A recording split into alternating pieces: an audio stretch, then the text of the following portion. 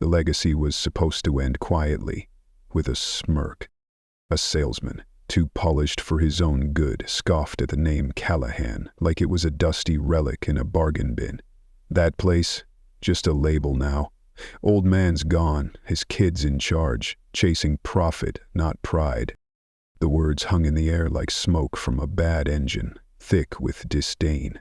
But the man standing just a few steps away, boots covered in desert dust and a jacket that had outlived 3 presidents, wasn't just another drifter browsing bikes. He was Jackson Callahan, CEO of Iron Pulse Motorcycles, and the son of the very man they'd just buried.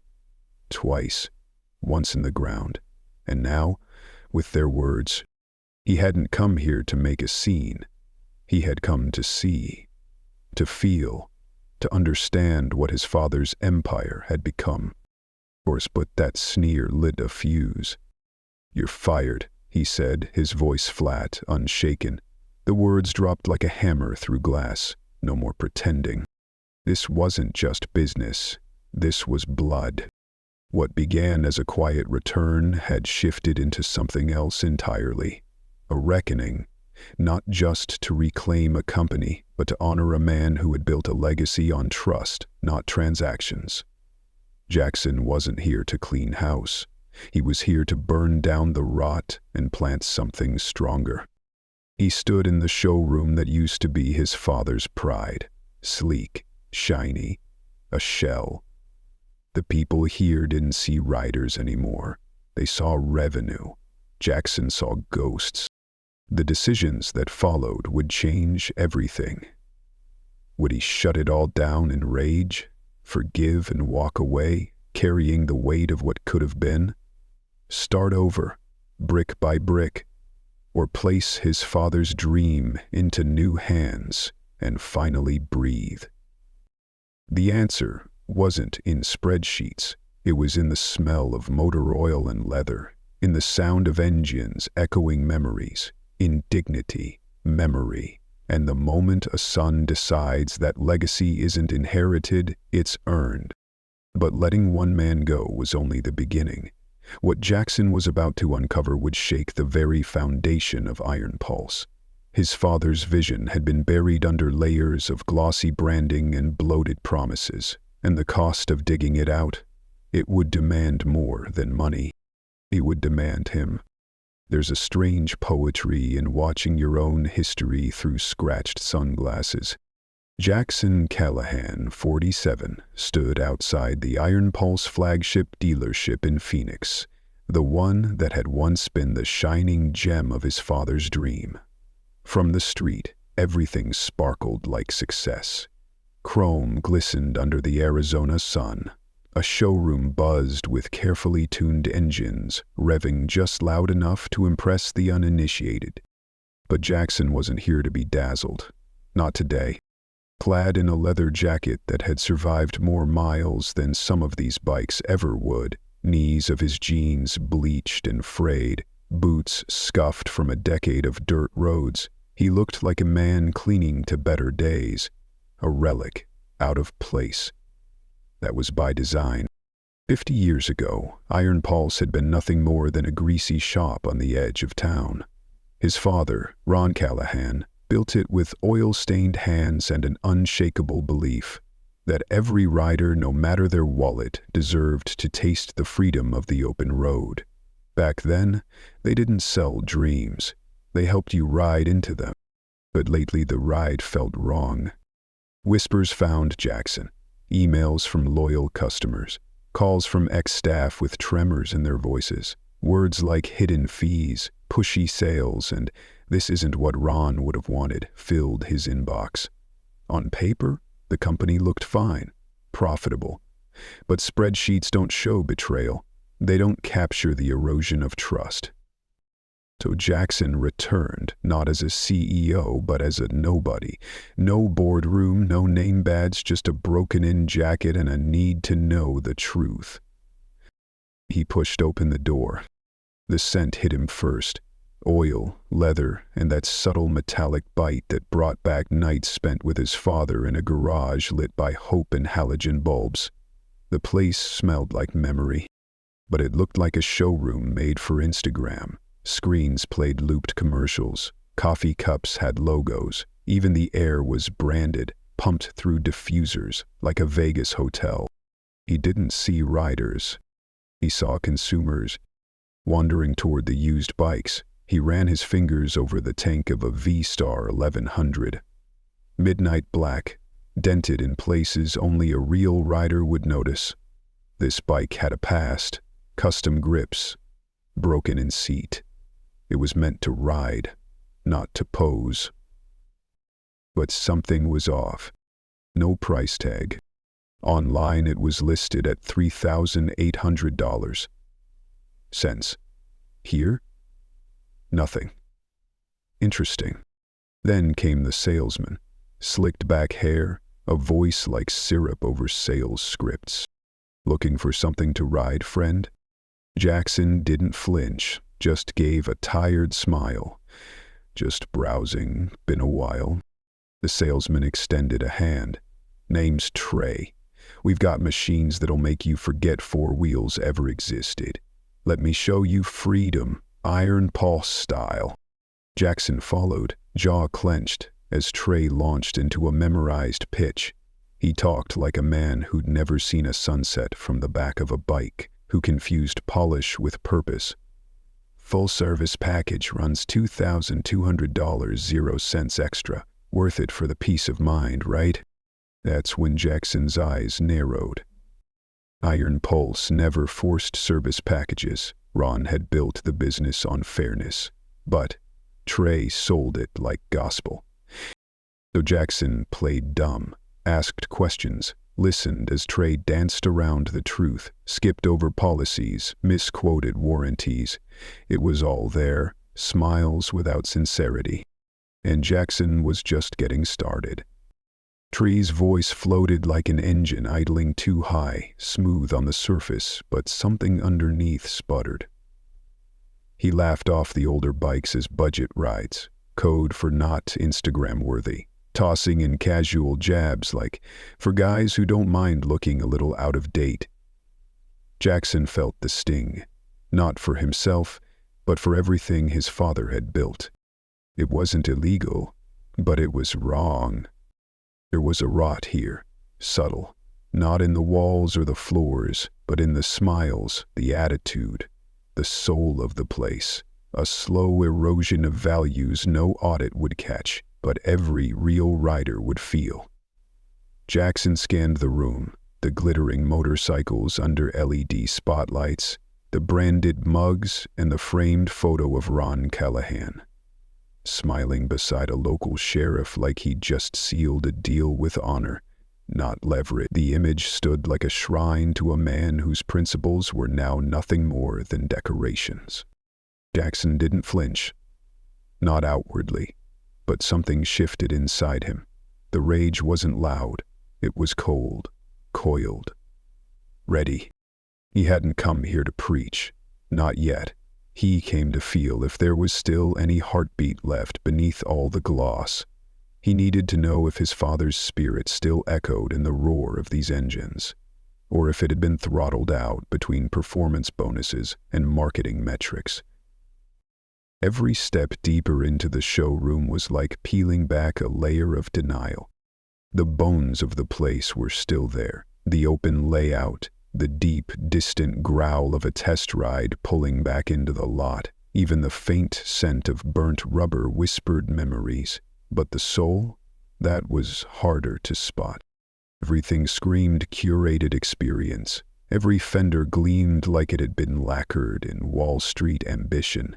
Salesmen moved like club promoters, all cologne and commission, ready to flash teeth and pedal speed with a selfie. Jackson wandered past high-end cruisers. Shadow Eagle, Steel Viper, sitting behind velvet ropes like museum artifacts. This wasn't Iron Pulse. This was a showroom wearing his father's name like a mask. Trey kept yapping, barely taking a breath.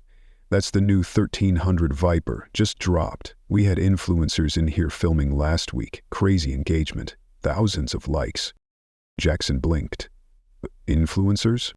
Back in his day, influence came from how you rode, not how many people clicked a heart emoji on a screen. And if you finance with us, Trey added in a conspiratorial tone, 3 months insurance and a tracking app on the house. Gotta keep up, right? Jackson gave a tight nod, letting the words wash over him like static, but his mind was elsewhere. Across the room, a father and teenage son hovered near a red cruiser. The boy looked at the bike like it was a spaceship. His dad flipped the tag and frowned. Jackson could feel the tension from 10 feet away, expectation crashing into reality. A salesman circled like a shark, smelling blood. The father reached for his wallet, instinctively protective. Jackson drifted toward the back. The used section, less polished, more truth. These bikes had lived. You could see it in the mismatched mirrors, the worn foot pegs, the scars from road trips and rainstorms. Jackson stopped near a matte black Yamaha V-Star 1100. Older, real, the kind of ride patched together with duct tape and willpower. No price tag. Still waiting to reprice it, Trey explained, right on cue. Big spike in demand. Probably high 6s now, maybe 7. Vintage is hot. Jackson tilted his head. Thought it was listed online for 38. Trey's grin barely faltered. Yeah, outdated. Algorithms, inflation, all that jazz. You know. But Jackson didn't smile. He let the silence breathe, watched Trey shuffle his weight. Then it happened. A couple walked in. Not the usual type. Their clothes said work, not wealth. The taller man, thin, angular, jacket faded from years not fashion, paused at the same bike. The other man followed, slower, heavier, oil under his nails. They looked like mechanics, or men who didn't have the luxury of being anything else. Trey's voice turned honey-thick again. That one's a beast, he beamed. Price jumped this morning, 72, firm. The broader man, Ray, frowned. That's nearly double what the ad said. Ads don't pay rent, Trey replied, already walking off. Jackson froze, not out of shock, but fury. He'd seen shady sales before. But this wasn't just upselling, it was exploitation. A betrayal of everything Iron Pulse stood for. He clenched his fists inside his jacket pockets. Not yet. He had to see how deep this went. The men lingered near the bike, their silence heavier than any chrome on the floor. The taller one, Marcus, Jackson would learn, ran his hand over the gas tank like he was listening for a heartbeat. Ray stood still, arms crossed, looking at the price board like he could stare it back into mercy. Then, the words hit like a punch. We got to try, Ray muttered. My kids got chemo Friday. Sold the truck last week. This is all I got left. Jackson's chest tightened. Not because of what was said, but how it was said. Resignation. Not a plea, not desperation. Just a man out of road, too proud to beg, too cornered to cry. Victory appeared like nothing sacred had passed between these men. Thinking about that V-Star? He chirked. It's hot. Had 3 people lined up for it. A lie. Jackson had been here an hour. That bike hadn't drawn a glance until now. Marcus didn't blink. You serious? Trey shrugged. Not a flea market. If you can't swing it, maybe check the scooters. Or Craigslist. Then he winked. That did it. Not the price, not the upsell, the wink. The way he'd assessed them on entry, stripped them down to their perceived worth, and dismissed them like background noise in his own script. Jackson didn't move. Didn't speak. But inside, something detonated. This wasn't just about a markup. This was about a man's legacy being dismantled one lie at a time. Iron Pulse had been built on second chances, on the idea that no matter how busted life got, a man could throw a leg over a bike and believe in better. Not this. Ray turned away. Pride wouldn't let him argue. Marcus's jaw worked like he wanted to speak, but nothing came out. That pride again, the kind that keeps a man standing long after he should have collapsed. Jackson wanted to scream, to tear the whole facade down, but he stayed silent. Because if this was happening in front of him, what the hell was going on when no one was watching? As Marcus and Ray turned away from the bike, shoulders heavy with disappointment, one phrase echoed in Jackson's mind. Something his father used to say on quiet nights when the shop was swept clean and the wrenches were finally silent. You can tell what kind of man someone is by how he treats you when he thinks you're broke. This wasn't just a bad sale. Jackson was witnessing something far more painful. He was watching his father's legacy, something forged in grit and generosity, get torn down by arrogance and greed. The showroom wasn't silent, but in Jackson's head everything faded. All he could hear was Trey's smirk, echoing, "Craigslist might have something with 2 wheels and a heartbeat." That wasn't just arrogance. That was a line, a divide, one that didn't just separate customers from salesmen. It divided the soul of Iron Pulse from the cold, calculated shell it had become. Marcus and Ray kept walking, their backs stiff with that brand of pride that swallows frustration and walks on, teeth clenched. But Trey wasn't finished. He threw one last jab over his shoulder like a vulture circling roadkill. "This bike's gonna be gone by end of day, boys. Hate for you to miss your shot just 'cause you thought you could negotiate." Jackson's blood started to simmer, and then boiled. Marcus, halfway out the door, turned, just enough to say, bitter but honest, "This place used to mean something. Old man Callahan would never pull this crap." That was the breaking point. Trey's smirk twisted into a sneer. He turned to the crowd, loud and venomous.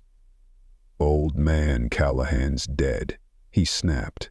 "His kid runs the place now, and he wants profit, not parades." Time didn't just slow, it shattered. Jackson froze, his breath caught in his throat. Those words. They didn't just offend, they tore open something raw, something sacred. Ron Callahan wasn't perfect, but he was honest. He built Iron Pulse not with balance sheets, but with scraped knuckles and integrity. And now his name, his legacy, was being weaponized by a man who had no idea that the son he was mocking stood just a few feet away, wearing dusty boots and a borrowed face. Trey kept going, oblivious. "You think this is some charity garage? We don't hand out pity discounts. This is a business. You want dreams? Go buy a poster." Jackson's chest tightened. His hands curled into fists. No more watching, no more listening. He stepped forward, slow but deliberate, pulling off the sunglasses that had shielded him from being seen. He shoved them into his jacket pocket like he was shedding the last layer of disguise. His voice wasn't loud, but it had weight, like steel wrapped in calm fury. "You're fired." The words sliced the air clean through. The room stopped. Conversations died mid-sentence. Trey blinked, still half in his smirk, waiting for the punchline. "What?" he laughed nervously. "Is this a joke?" Jackson didn't flinch. "You heard me. Pack your things. Get out." Confusion flickered in Trey's eyes, quickly turning to fear. "Mr. Callahan? I didn't know." "No," Jackson interrupted, cold and sharp. "You didn't. And that's the problem." The atmosphere shifted instantly. Staff peeked around corners. Customers stepped closer, curiosity blooming in the silence. Jackson turned to Ray and Marcus, still frozen by the V-star like statues cast in disbelief. He approached, now with calm resolve. "The bike's yours," he said to Ray. 3,800. No upsells, no add-ons, just the ride. And if you need help getting it home, we'll tow it. On the house. Ray blinked, his throat working like he was swallowing disbelief. "I don't even know what to say," he stammered. "You don't have to say anything," Jackson replied. "You came here to buy a bike. That should have been enough." Trey was gone. Out the door, ego trailing like smoke behind a blown exhaust. The silence that followed wasn't awkward. It was pure, cleansing, like the dealership had finally taken a breath it hadn't allowed itself in years. Because this wasn't about one employee. This was about principle, about honor, about returning to something sacred. A legacy isn't built with slogans or inflated invoices. It's built on trust, on how you treat people when there's no profit in it. As Marcus clapped Jackson on the shoulder and Ray slowly reached out to shake his hand, Jackson realized something profound. This wasn't the end. This was the start. The damage was clear. Now it was time to rebuild. The ripple effect was instant. Employees whispered in corners. A few customers drifted closer, curious. But Jackson didn't notice. He only saw Marcus and Ray, two men who walked in searching for a bike and accidentally witnessed the soul of a company come back to life. Ray stared at the sales slip still in his hand like it might vanish. "You're Jackson Callahan?" he finally asked. Jackson nodded, a touch of apology in his voice. "Yeah.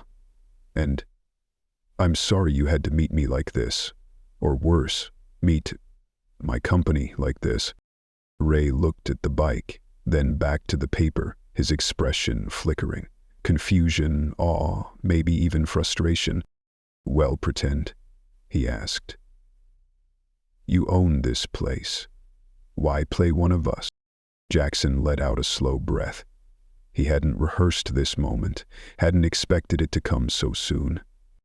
"Because I didn't recognize it anymore," he admitted. "I took over after my dad passed, tried to grow it, but somewhere along the way it stopped feeling like his shop, like our shop." He paused, though came back ground level to see if anything was still alive under the shine. Marcus, silent until now, crossed his arms. "Your dad," he said, voice low. "He helped me once. Years ago, fresh out of the army. Bike was falling apart. He fixed it himself. Didn't charge me. Told me a man's worth wasn't in his wallet. It was in his word." Jackson's breath caught. That phrase, that damn phrase. He'd heard it 1,000 times growing up, and somehow, hearing it now, from someone else's lips, hit like thunder. Ray reached into his wallet and pulled out a photo. The corners were curled, the ink faded, but the image, it was his father. Young, smiling, grease on his forearms like medals of honor. Beside him, a younger Marcus held a wrench like a badge. "Saved this after fixing my clutch," Marcus said. "Gave me gas money, drove me to the hospital when my wife went into labor. Said, don't worry about the bill, just pay it forward. I've kept it ever since." Jackson stared at the picture, and for a moment, he wasn't a CEO. He wasn't a man with a title or a burden. He was just a son, holding proof that his father's legacy wasn't gone. It had just been waiting to be remembered. "Didn't know," Jackson whispered. Marcus's voice softened. "Maybe you stopped looking." That one cut deep, but it was honest. Jackson nodded, voice thick. "Yeah. Maybe I did." They stood in silence, longer than was polite, but not uncomfortable. Ray broke it first with a quiet laugh. "Well, I guess we're riding home today after all." Jackson grinned, looked at the V-Star. "She's got some miles on her, but she's solid, built to last." "Like us," Ray replied, smiling. Jackson watched them go, the bike gliding beside them like a symbol of something reborn, and for the first time in a long time, he didn't feel like a man running a business. He felt like a rider. A son, Someone who had finally remembered why any of this mattered at all. Because sometimes the loudest truths aren't found in boardrooms or branding meetings. Sometimes they come from a folded photo in a stranger's wallet and a father's words echoing just when you need them most. That night, long after the last customer left and the lights dimmed to a soft, quiet hum, Jackson sat alone in the office that once belonged to his father. Nothing had changed. Same oak desk, same brass lamp with the crooked shade, same old key that still opened the filing cabinet no one had touched since everything moved to the cloud. But now it felt different. He wasn't just visiting. He was home. On the desk sat Marcus's photo. Ron Callahan smiling, arms crossed, grease on his forearm, a badge of honor, not grime. Jackson held it like it might vanish if he looked away, and somewhere in the quiet hum of memory, he could almost hear the voice again. Rough, steady, but never cruel, and always speaking truth. Every word his father ever spoke felt like a tool meant to be handled with care, never wasted. Ron Callahan used to call the garage church, not because he was religious, but because it was the one place where broken things, people, bikes, pride, were put back together. No hymns, just torque, trust, and grease-stained hands. He didn't preach profits. He spoke in the language of engines and loyalty. When something ran right, it wasn't because someone sold it. It was because someone gave a damn.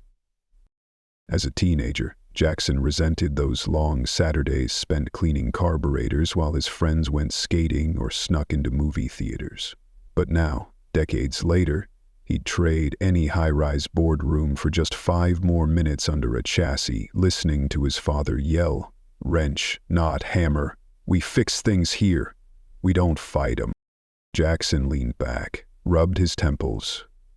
Somewhere along the way, he had stopped fixing and started managing. First came the growth, then the expansion, then the brand, and somewhere in that chase the people changed. The energy shifted, and if he was being honest, so had he. He used to walk the floor, knew every customer's name, swapped road trip stories over coffee. Now, when he showed up unannounced, his own staff looked at him like a stranger, some ghost haunting the building that bore his last name. He looked again at the photo of Marcus and his father. That moment wasn't just about a clutch or a ride. It was about restoring a man's belief in himself. That's what Iron Pulse was supposed to do. Not sell dreams, enable them, not maximize margins, multiply meaning. He stood slowly, the chair groaning under a new weight. Regret, maybe, or resolve. He stepped into the dark showroom. The only light came from the glowing red exit sign and the moonlight cutting through glass. Rows of motorcycles stood like monuments, silent, waiting, each one a possibility, each one a promise. He walked among them reverently, like a man rediscovering sacred ground. In the corner, where the V-Star had once rested, there was only a shadow now. But Jackson could still feel its presence.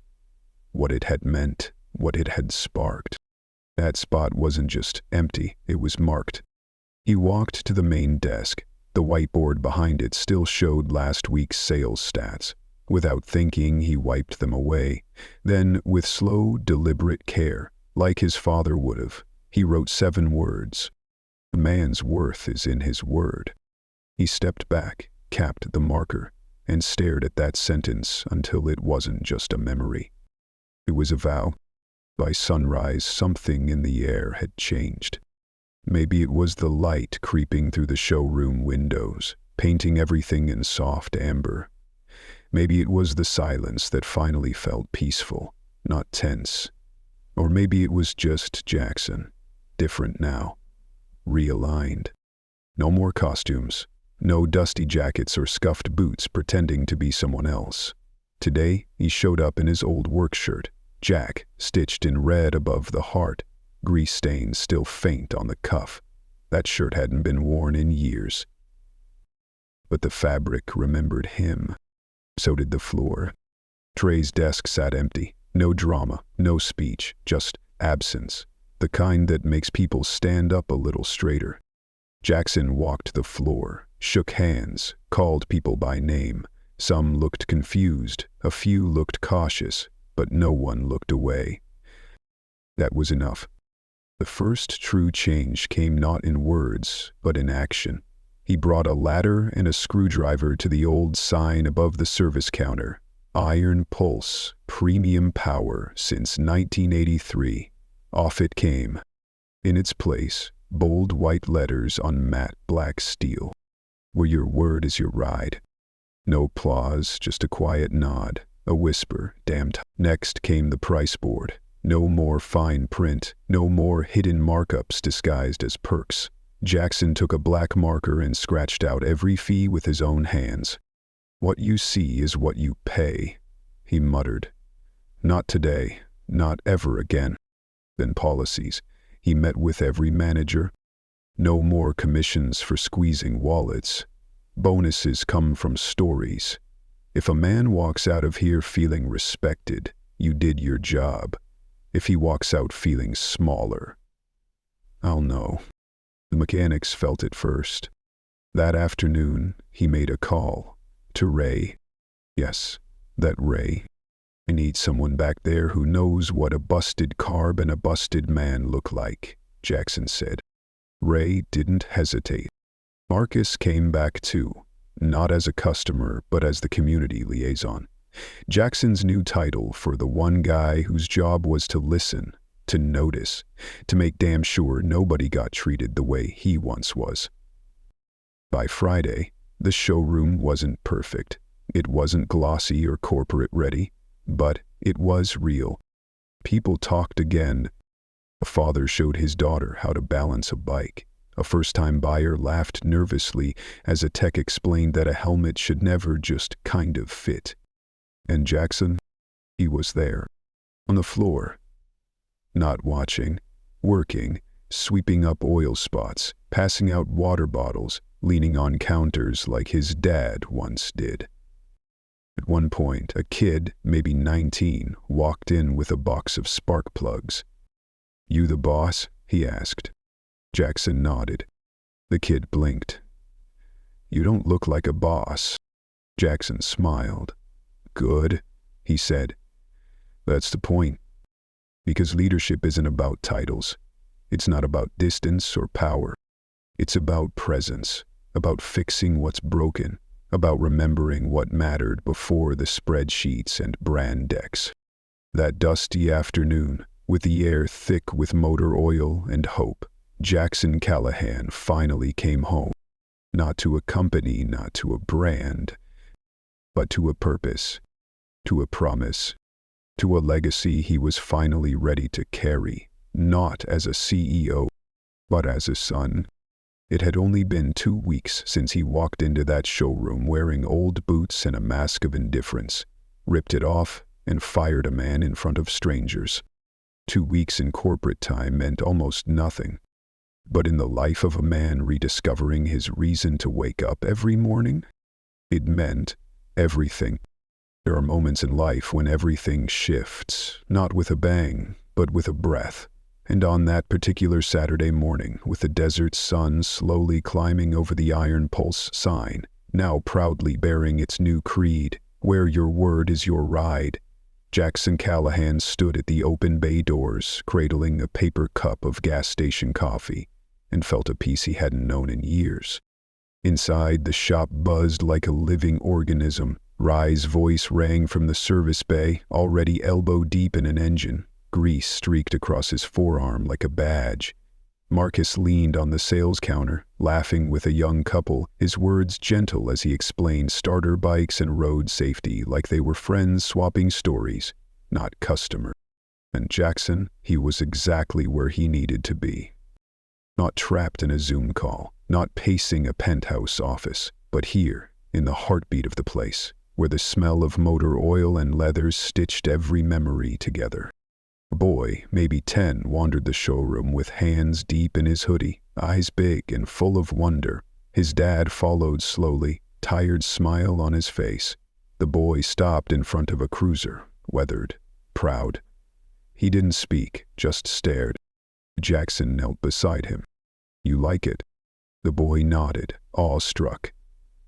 "It looks like it's been somewhere." Jackson smiled softly. "It has. Every scratch is a story." The kid leaned in closer. "Do the bikes remember?" Jackson paused, caught by the simplicity of the question. "I think the good ones do." The boy beamed and sprinted back to his dad. Jackson stayed a moment longer, one hand resting on the seat, reverent. That was the thing about these machines. They didn't just carry riders, they carried time, moments, truths. His father once said you could learn more about a man from his bike than from his resume. As a teenager, Jackson rolled his eyes, thought it was just more garage philosophy. But now he knew. Inside, above the front desk, a new photo of Ron Callahan hung in a rugged wood frame. The original was cracked, the glass long gone. Jackson had left it that way, honest, unvarnished. Below it, a simple brass plaque read, "A man's worth is in his word." People noticed, some asked. One older rider stood beneath it, mist in his eyes, and whispered, "He once fixed my tire on the 4th of July. Said no one should be stuck on a holiday." Stories like that started flowing again, not because someone asked, but because someone listened. That's what had been missing. Not a better ad campaign, not a rebrand. Listening. And when you listen long enough, you learn something vital. The truth doesn't live in quarterly reports. It lives in moments. Like when Rye quietly paid for a stranger's oil change. No words, just a nod. Or when Marcus spent 20 patient minutes walking a nervous young woman through engine sizes, not once pushing for the sale. Or when a terminally ill customer wheeled in his bike one final time just to see it before passing it on to his son. And Jackson himself polished it, every inch, not for show, but for closure. It still wasn't perfect. There were still missed calls, wrong shipments, off days, but the soul, the thing that really mattered, had come roaring back. Jackson started keeping a notebook under the counter, called it the ride log. Riders jotted down where they were going or where they'd been. Some left tributes to lost friends. Others scribbled song lyrics or prayers. What started as a gimmick became a communion. People didn't just want to ride. They wanted to be remembered, to feel connected. And finally, Jackson understood. His undercover journey hadn't been about exposing a bad hire. It wasn't about fixing a single bad policy. It was about remembering, about walking back into a life he thought he'd outgrown and realizing the road hadn't changed. He had, and not all change is for the better. But redemption, that's always possible, especially when you stop hiding, especially when you stop managing and start showing up. Jackson stepped outside as the sun caught the chrome of a freshly tuned V-Star, scattering light like hope. The wind shifted, not just the kind that rustles desert sand, but the kind that stirs a man's chest when he finally lets go of control and reaches for truth. Because the road ahead doesn't always look like it did in youth, but the ride still matters. And for the first time in a long, long while, Jackson Callahan knew exactly where he was headed. Sometimes, all it takes is a good machine, an honest word, and a reason to remember. If this story moved you, even just a little, leave a thought below. We'd love to hear what it stirred in you. And if you want more stories like this one, ones about legacy, healing, and the road that never really ends, hit that subscribe button. We're just getting started.